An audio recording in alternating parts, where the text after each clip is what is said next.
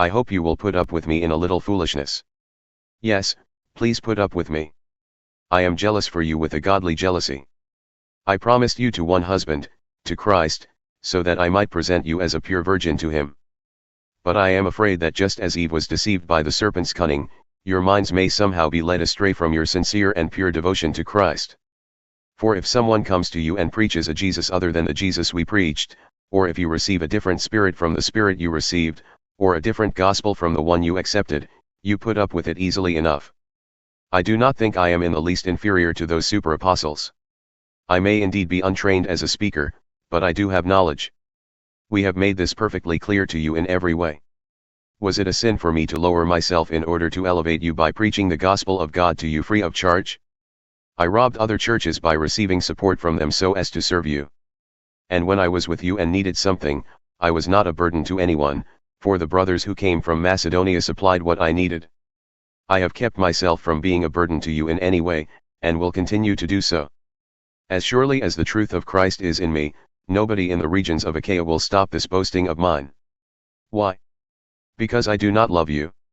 God knows I do. And I will keep on doing what I am doing in order to cut the ground from under those who want an opportunity to be considered equal with us in the things they boast about. For such people are false apostles, deceitful workers, masquerading as apostles of Christ. And no wonder, for Satan himself masquerades as an angel of light. It is not surprising, then, if his servants also masquerade as servants of righteousness. Their end will be what their actions deserve. I repeat, let no one take me for a fool. But if you do, then tolerate me just as you would a fool, so that I may do a little boasting. In this self-confident boasting I am not talking as the Lord would, but as a fool. Since many are boasting in the way the world does, I too will boast. You gladly put up with fools since you are so wise. In fact, you even put up with anyone who enslaves you or exploits you or takes advantage of you or puts on airs or slaps you in the face. To my shame I admit that we were too weak for that. Whatever anyone else dares to boast about, I am speaking as a fool, I also dare to boast about. Are they Hebrews? So am I. Are they Israelites? So am I. Are they Abraham's descendants?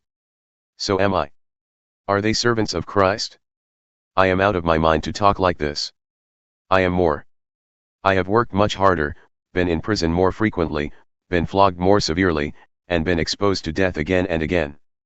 5 times I received from the Jews the 40 lashes minus 1. 3 times I was beaten with rods, once I was pelted with stones, 3 times I was shipwrecked, I spent a night and a day in the open sea, I have been constantly on the move.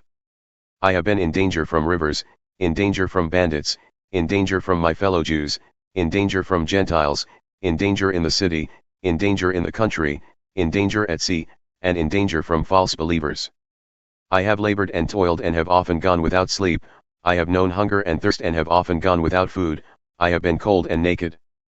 Besides everything else, I face daily the pressure of my concern for all the churches. Who is weak, and I do not feel weak? Who is led into sin, and I do not inwardly burn? If I must boast, I will boast of the things that show my weakness. The God and Father of the Lord Jesus, who is to be praised forever, knows that I am not lying. In Damascus the governor under King Aretas had the city of the Damascenes guarded in order to arrest me. But I was lowered in a basket from a window in the wall and slipped through his hands.